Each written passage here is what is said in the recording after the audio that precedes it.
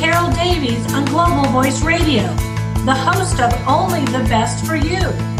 Be a change maker and unlock the secret to your best life.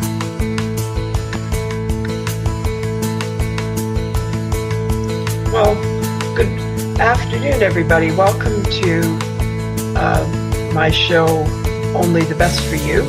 My name is Carol Davies, and I'm a success coach with Passion Motivator Coaching. And I'm really pleased to be able to each week present to you interesting guests and topics on the theme of, how can you be a change maker in your life or in other people's lives. And today we have a very, very interesting guest who has come to talk with us. Her name is Vickie Washburn, and she is a life coach with her own company, vickiewashburn.com. And she has also a very interesting program on Global Voice Radio. So we are co-hosts, and our paths crossed, and we thought, gee, this is going to be very interesting. Let's have a discussion and see what sorts of interesting nuggets we can give to those of you who are listening to us. So I just want to give a short introduction about Vickie, and then we'll get down to talking about more specific things. So Vickie, as I said, has her own website, which is vickiewashburn.com. That's VICKIEWASHBURN.com. And you can contact her there, and she has very interesting things to read. And she started in coaching a few years ago. She had several things happen in her past that got her on a road to sort of self-discovery and sort of reinvention in a way. Like, as we all start out, we have a normal time where we just sort of have a job, we get up, we go to work. Well, one day Vickie found out that life was a bit more complicated for her, and she'll tell you more about that as we get into the program. But she has developed a very, very fascinating practice as a coach and as a spiritual healer. And I'm very anxious for her to share some of her thoughts and knowledge with you. She does various healing modalities, such as emotional release technique, EFT, which is emotional freedom technique, and another one which is called AFT, which is similar, among other things, as well as being a superb coach as well. She meets with her clients both in person and through the internet. So she's a very, very approachable lady, well-versed in getting down to the root of maybe what is really, the reason that maybe your life isn't running well. And I think she's a superb person for us to speak to get some pointers here to see how we can, better ourselves, and by doing so, make a change in the world as well. So without further ado, I'm going to ask Vickie to speak with us. But first, Vickie, could you give us just a little bit of a background on yourself as to how you got into coaching? Well, thank you for having me. I'm very, very excited to talk with your listeners tonight. I got started kind of in a roundabout way. I went through a divorce. Well, I'm still going through a divorce. My husband and I separated, and it was after a 27-year relationship and a 25-year marriage, and it basically just left me very brokenhearted and very confused. had a crisis in faith. I've always been had a very strong faith, and I just really was questioning, what this was all about and why this was happening to me, and trying to find ways to fix it, make it go away, deal with it, just whatever. I just knew I was in a very uncomfortable place for me. And I'm usually a pretty take charge kind of person. I've been a project manager for several years, and I found myself feeling like life was out of control and I couldn't manage anything. And so about the time my husband moved out, one of my dear friends from high school, we both grew up in Western Kansas, both ended up in Tulsa, Oklahoma, and we had been friends since 7th grade. So she is a pharmacist by degree, and she invited me to go to learn about essential oils.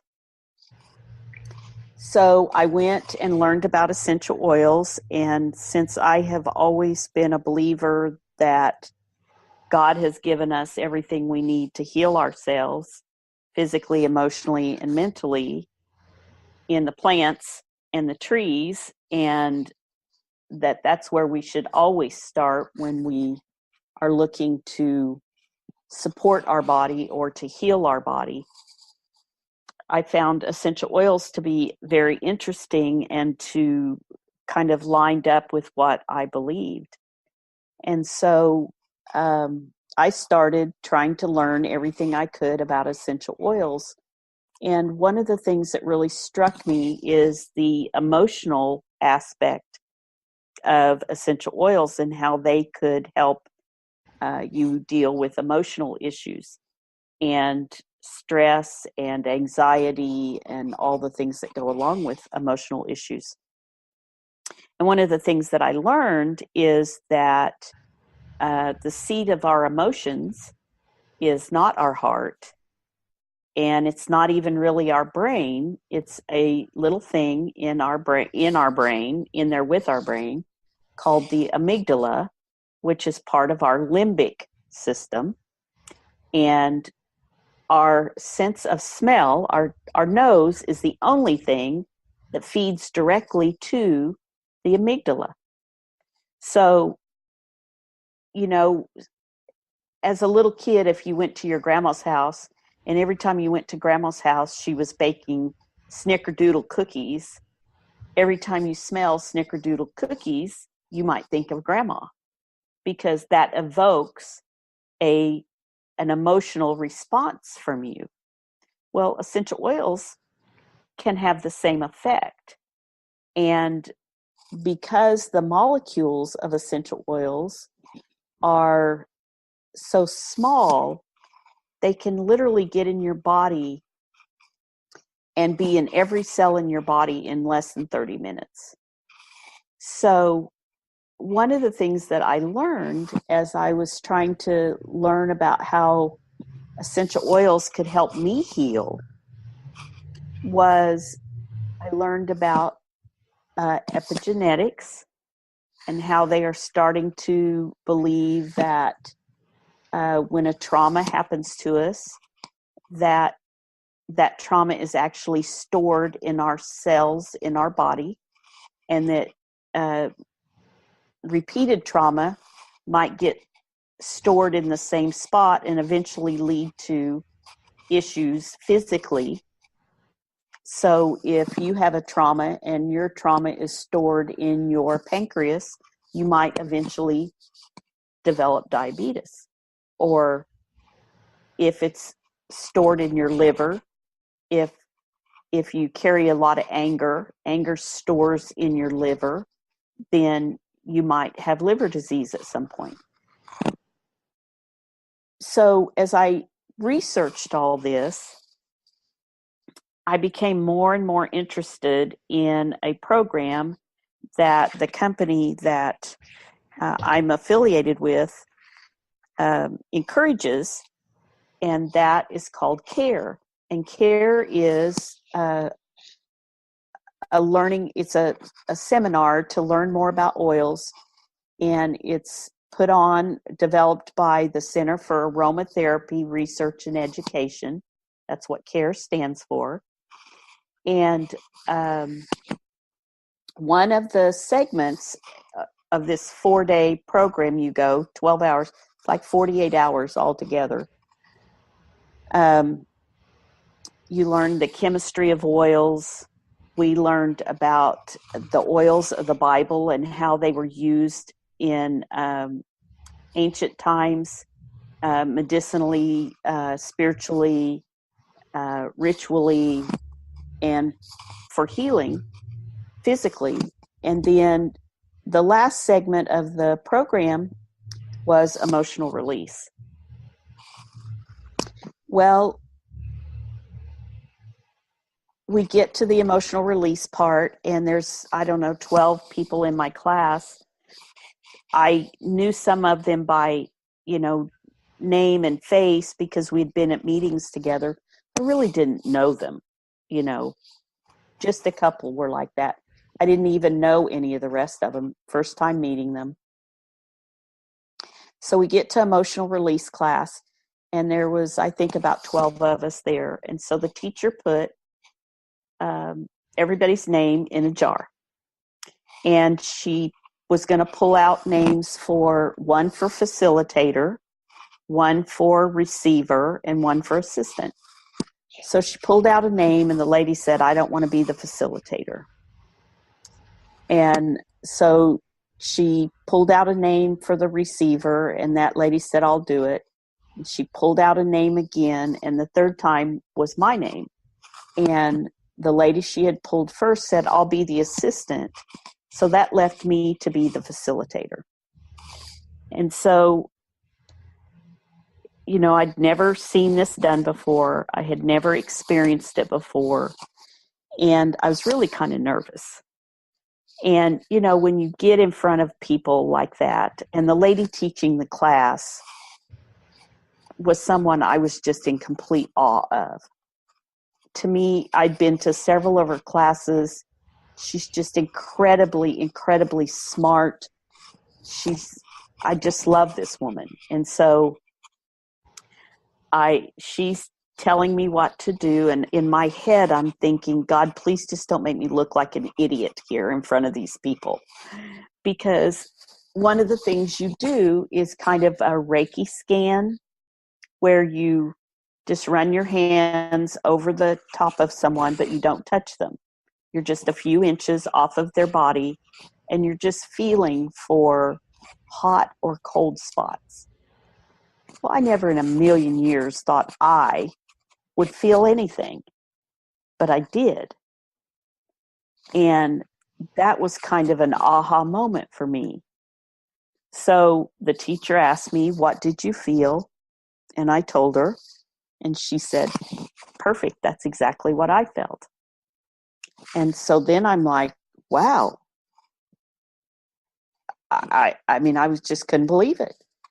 So she tells me to put my right hand where I felt the heat, and my left hand behind this lady's neck, and to just sit there until I felt the energy flowing between my hands. And then she asked me what I felt. And I honestly thought she meant, what was I feeling with my fingers? But it was kind of the same thing, because what I felt with my fingers gave me an image in my mind. And when I spoke that image, the image that I got was of the way a mom feels the baby when you're very early pregnant and you can't really tell if it's gas or a baby kind of rolling. And that was the image and the thought and the words that I heard in my head. And so I just said that. And when I did, the lady that was receiving this began to cry. And like I said, I didn't know her. I'd never met her before. So it was kind of that was a little bit of a like, oh my gosh, what have I done? Moment. And, but we kept moving through the process, and it's a very simple process where you are just applying oils on the forehead, under the nose. Sometimes the person getting it will put the oil on their hands and they'll rub it from their belly to their neck or their neck to their belly. And basically you're just keeping your hands on them and applying oils. And you apply them, like I said, on the head and under the nose, sometimes on the temples, behind the neck, sometimes on the bottom of the feet. And we went through this process, and it takes about 30 minutes, and you apply about, 30 some odd oils. It's a lot. It's a lot of oils. And a lot of the oils are oils that have been specifically designed for emotional issues. And they're called that. Like we have an oil called gratitude, and we have an oil called hope, and we have an oil called inner child and trauma, what's it called? Trauma release. I can't remember exactly, but anyway, forgiveness. So we have this whole group of oils that are for emotions. And as we're going through it, the teacher holds up 5 oils. We're almost done. And she says, pick one. And I said, which one? And she goes, just intuitively pick one. And so I picked one called hope. And she said, tell her what you're putting on her. And I told her, and she began to cry again. And so we finish up, and she composes herself, and she sits up, and she said, I'm 45 years old. I have a 5-year-old daughter. I've had 4 miscarriages, and I'm trying to decide whether to give up hope of ever having a baby again. And I can't even explain to you the feeling that I had. I had no idea that I had any form of intuition or any form. I just was amazed that I had experienced this, that this lady had experienced this, that the others in the room had experienced it. What I found out later was that 2 other people that were in the class, one was this lady's mother-in-law and one was her sister-in-law. They were both sitting over to the side crying. I'm crying. She's crying. It was just an overwhelming experience for me. But through that experience, my teacher, my instructor, told me, she said, you have a gift and you need to not waste it. And so I began at that point to start really studying how to help people heal from whatever traumas might be holding them back. And sometimes those traumas are simple little things like, your older brother pushed you off of the front porch when you were 3 and it scared you. So now you're afraid of heights. Sometimes they're as simple as that. And sometimes they're much deeper and much, much more traumatic than that. And we all have them. I read a book one time where the guy was talking about his son when he was about 9 months old. There was a tornado watch out, a tornado warning, and they were driving in the car trying to get home, and the rain was raining. It was raining so hard he could barely see. And he said, I just remember being white-knuckled, just trying to get my family home with this tornado coming. And every time it would thunder and lightning, his little boy in his car seat would start to cry. And he said, I know that he energetically felt my fear and my wife's fear. But he said from then until he was a teenager, every time it would storm, he would get very upset. So that was a trauma that he experienced as a little guy, just sensing his parents' anxiety and the flash of the lightning and the storm. And he stored that. So then every time there was a storm, he had that memory in his cells, even though he probably didn't have it in his mind because he was so young. And so that's what happens to us, is we have those things happen that we don't even really store in our memory bank mentally, but they can leave a scar, a traumatic scar somewhere in our body. And so we will have reactions. And I learned about this when I was going through things right before the breakup with my husband. I went to my counselor and I said, my mind understands all this. I understand what's going on, but my body keeps reacting, even though my mind understands it. And I need my body to quit reacting so that my mind can start coping. And that was when I started to understand about storing our trauma and storing our emotions in our body, was through my own personal experience with it.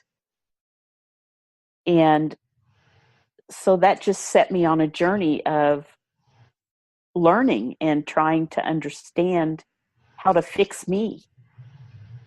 And through it, I have discovered that God blessed me with a gift to help others do the same. So that's my story. Wow, that is a truly amazing and very moving story, because you were on another path and then suddenly something in your life became so unbearable and hurtful that you had to find a solution. And it sounds like the universe or God, or what you believe directs your life, gave you this opportunity to learn about your gift. And now you are able to, because you've learned about yourself and you've cleared a lot of things, you're able to help other people do this. This is what I find so wonderful in your story, in that we all think that, we're normal people and we go along through life sort of not exactly indifferent, but we put a lot of things down. We let people, tell us how to think, how to be.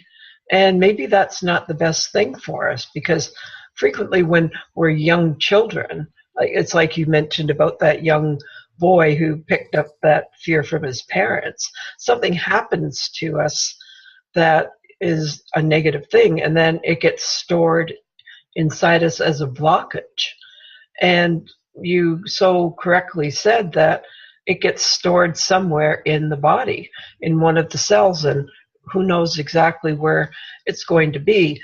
But the average person going around saying, I'm having a bad day, doesn't say, well, gee, I wonder what part of my body is storing this trauma. Most people are not self-aware about that, or maybe, surprised to learn that we have the capacity in ourselves to manage our own emotional and physical health, which it sounds like this program that you've learned with the essential oils gives us a chance to do that. I mean, you can do the same thing through talk therapy to a certain extent, going to a therapist or whatever, but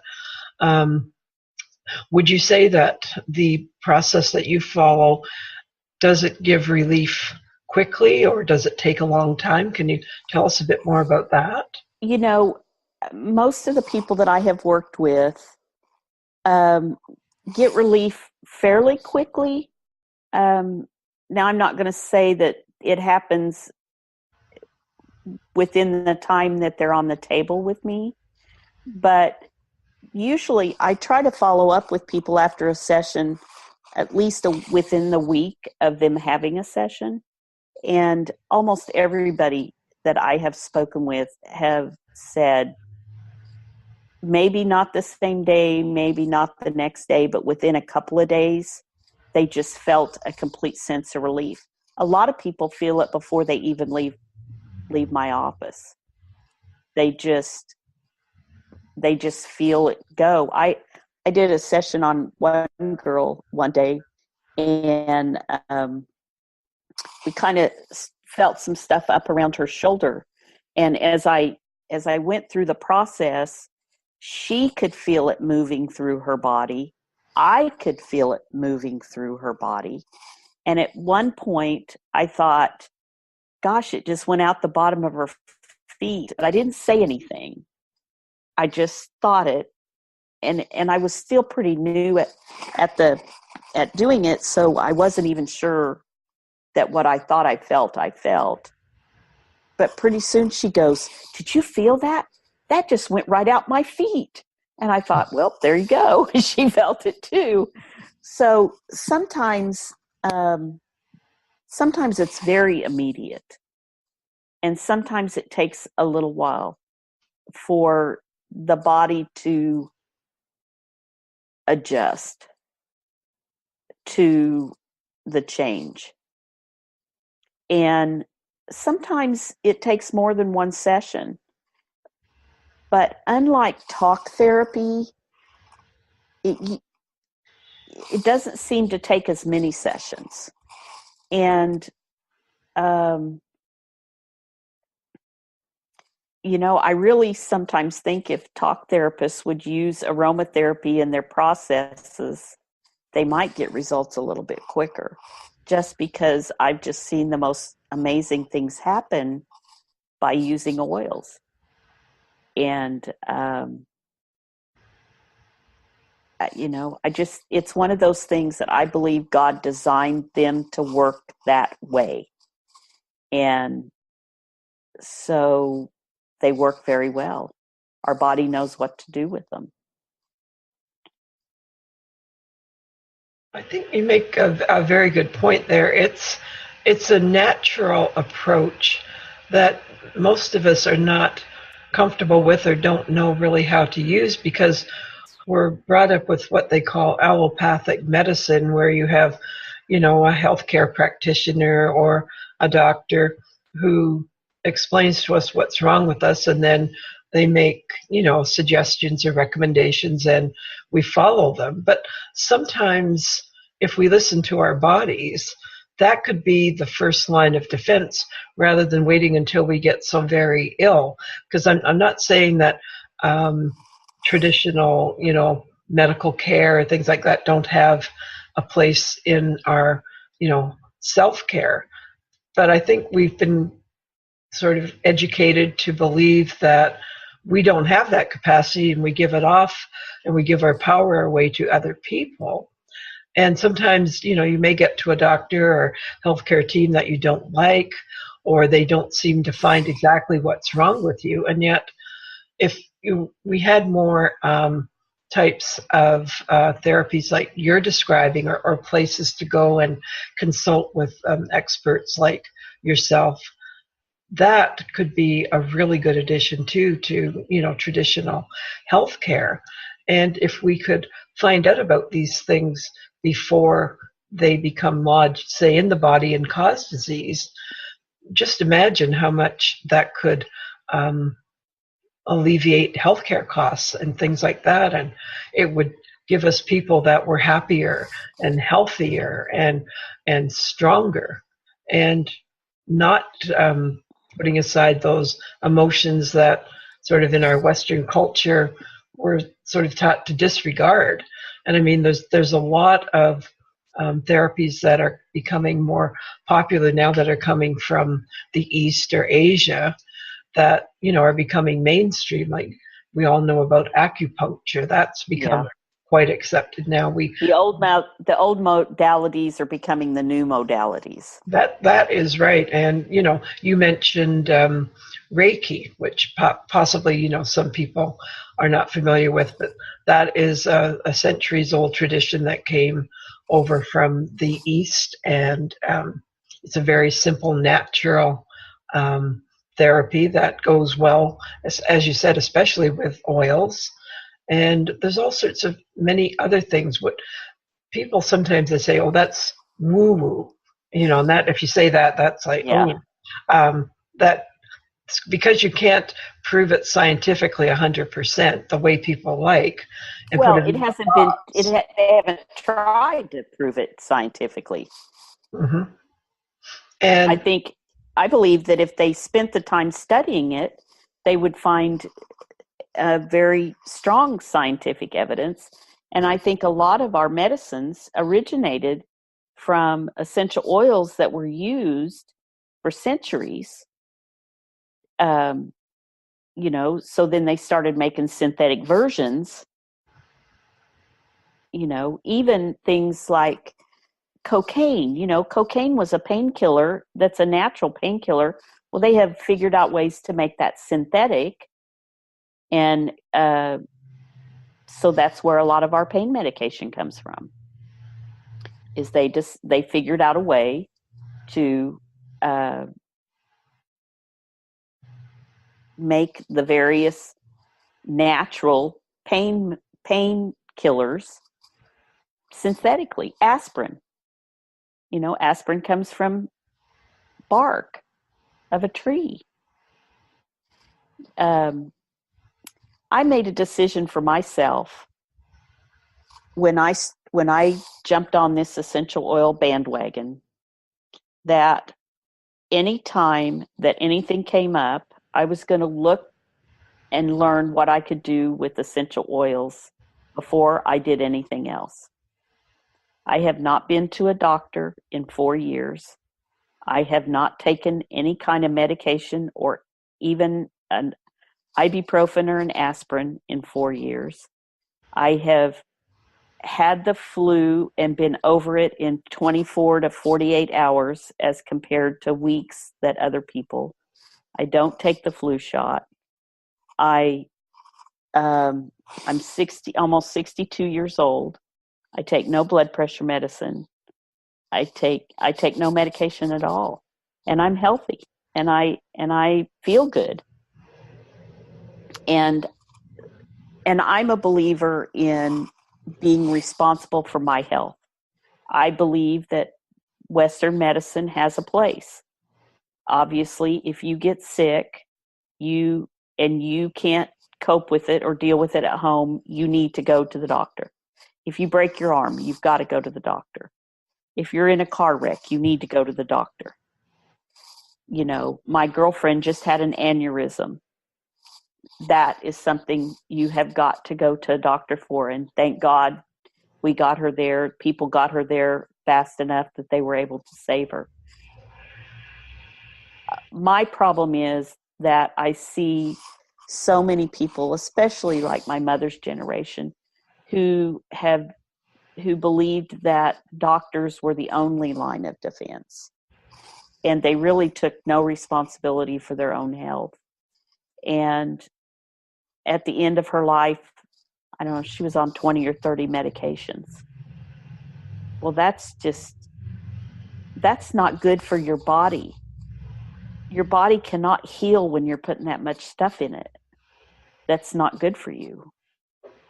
And I don't want to be that person.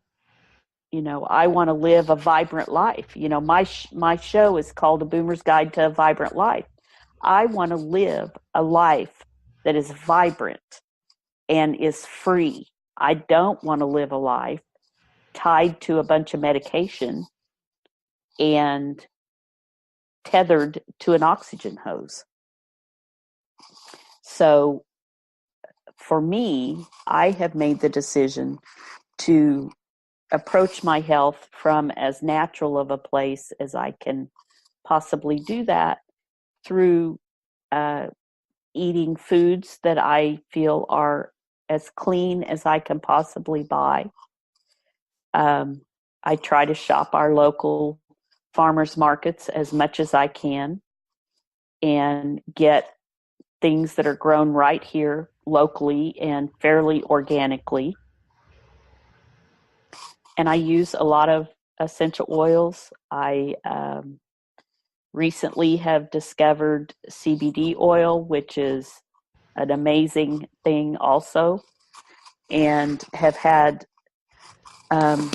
I have had an issue for about 20 years. Oh, actually, probably longer than that, but it started longer than that ago, with a tremor in my left hand.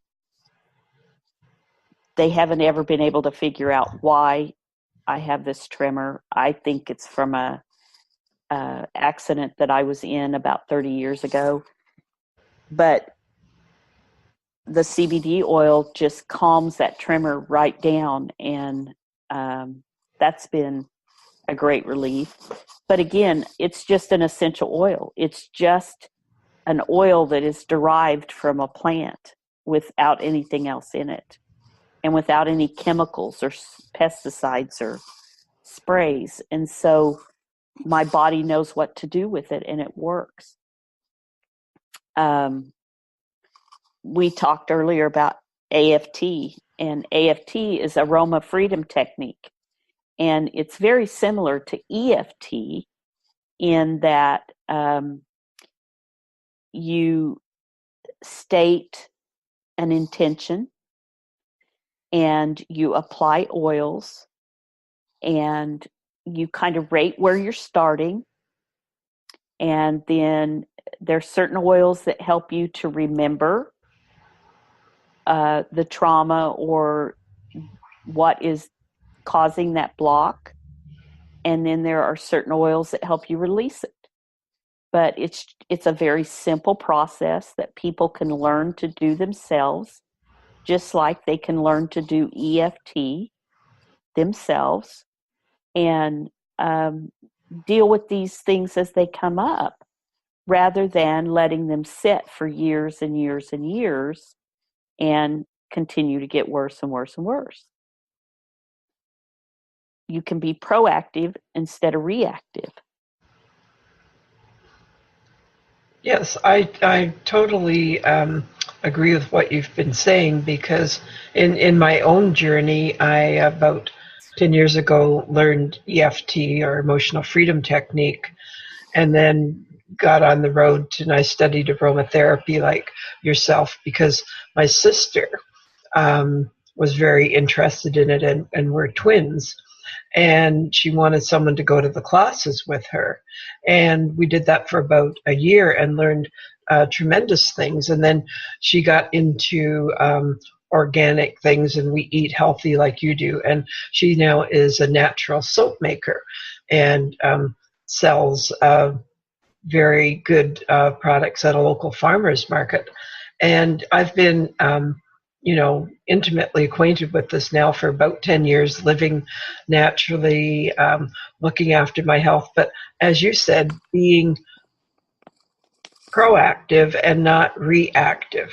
Yeah. Because, as I said before, we can have this tendency, especially if you've grown up, at a certain time, to think that traditional medicine has everything. But I think these days now, and especially with the younger people, the more natural and organic approach is their way of being what I would call, say, a change maker in their own life, because they want to be in control and not give that control away. So what you've been describing is really such a new way of thinking and approaching, our health, that I think it may take a while to become a little bit more accepted or mainstream. But it doesn't matter if it's accepted or not, if it's what we ourselves want for our bodies, to respect them and to help ourselves heal. I think it's wonderful, the gifts that we've been given. It's simple, it's direct, and it works. So, it only took about 2 generations. My grandmother's generation, my great-grandmother's generation was still very natural based, and my grandmother's generation were the first ones that probably started to turn toward Western medicine more. She was born in 1913. Prior to probably 1940, the old ways were the way people dealt with things. My mother's generation, just the opposite of my great-grandmother's generation. So just about 2 generations. I think you're right. I think my children, I see my children moving toward less allopathic treatment, except in emergency situations, and more natural. And I think by the time my grandchildren are adults, my younger grandchildren, I have adult grandchildren already, but even they are already with their kids taking more of a natural approach. And my daughter, who has a 9-year-old and a 16-month-old, she just does everything from a natural standpoint as much as she can, because she dealt with addiction. And so she's very fearful of medications. And she's very cautious in letting doctors medicate her children because of the addiction that has run through her family. And so she's very cautious about it. And I think that with the epidemic of addiction that we are seeing in this world today, I think more and more people are starting to sit back and go, wait a minute, there's got to be a better way. And I think that dealing with our emotions as well as dealing with our physical health in a more natural way is what we're going to see be the new wave of things. I think, like I said, I think by the time my grandson is an adult, I think it's going to be the norm versus what we experience today. I do agree with you. It's like the tables are turning to balance out, because the traditional allopathic approach takes into account really just the physical body, but it doesn't take into account the spiritual and the emotional aspects, which are part and parcel of us as human beings. And you really cannot just isolate one part over the other, because they're intertwined and they're part of the whole.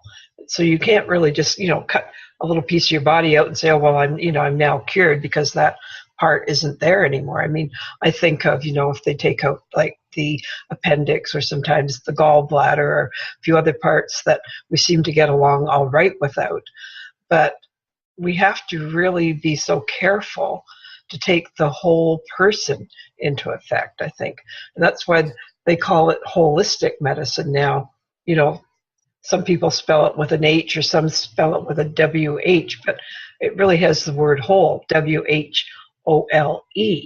And that, I think, is what we're aiming towards now. Because if we do, then we have lives in balance and things just work much, much better. Our lives are happier. We seem to, attract better things into our lives. And we can't do that if we're not in balance.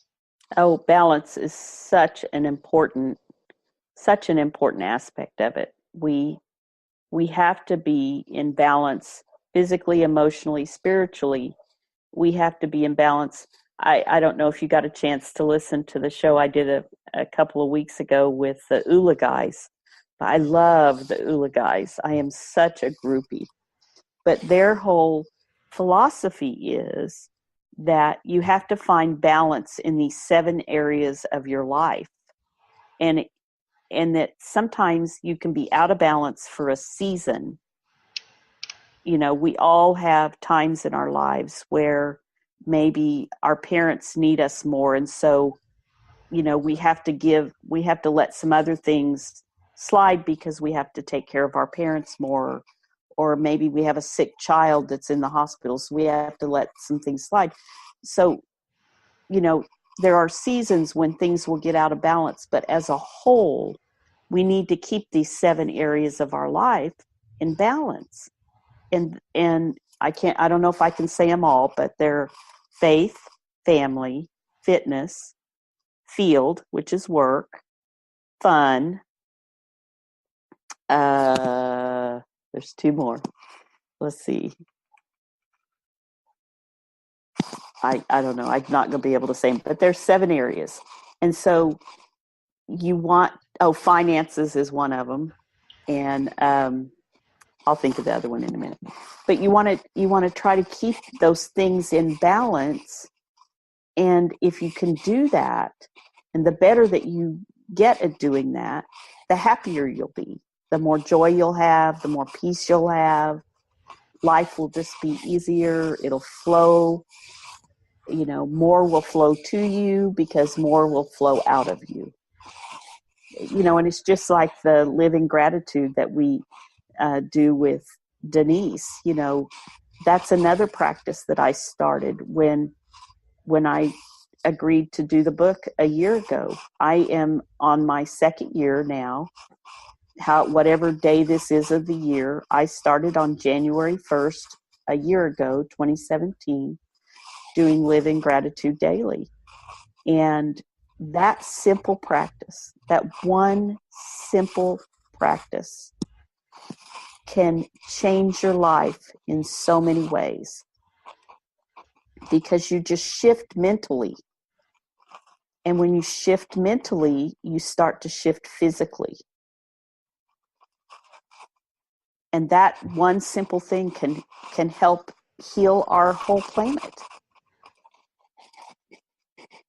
Yeah, I definitely agree with you because a lot of the problems that we have in the world today is that we as human beings sort of have kept ourselves separate from, planet Earth, Mother Earth, and yet we're all connected. Everything that we do has a consequence.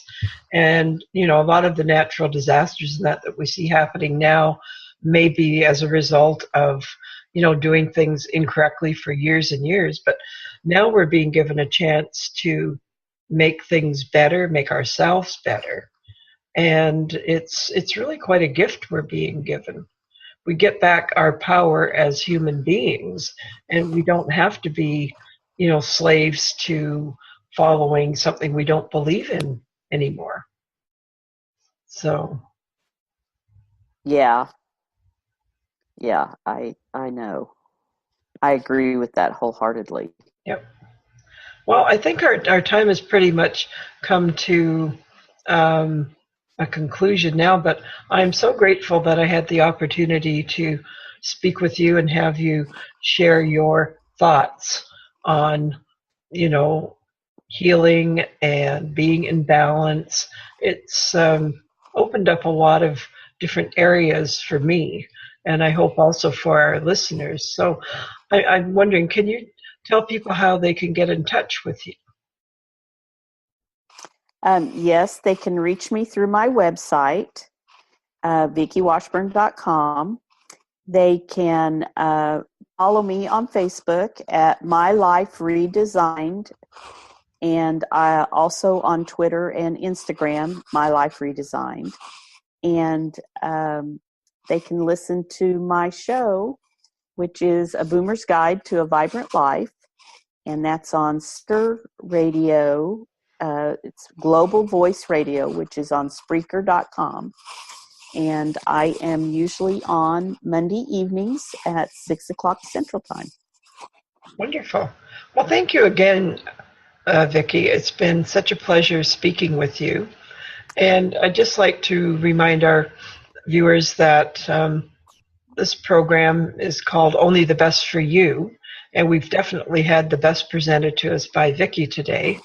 And I'm on every week on the Global Voice Radio, also on Wednesdays, usually around noon hour. And you can reach me through my website, thepassionmotivator.com. And if you're looking to make a change in your life, take heed of some of the things you've heard today, because definitely our guest is one of those inspirational people that she's made her life better and ours as well. So thank you again for listening. Bye for now. Tune in every Wednesday at 12 p.m. Eastern for Only the Best for You with Carol Davies on Global Voice Radio.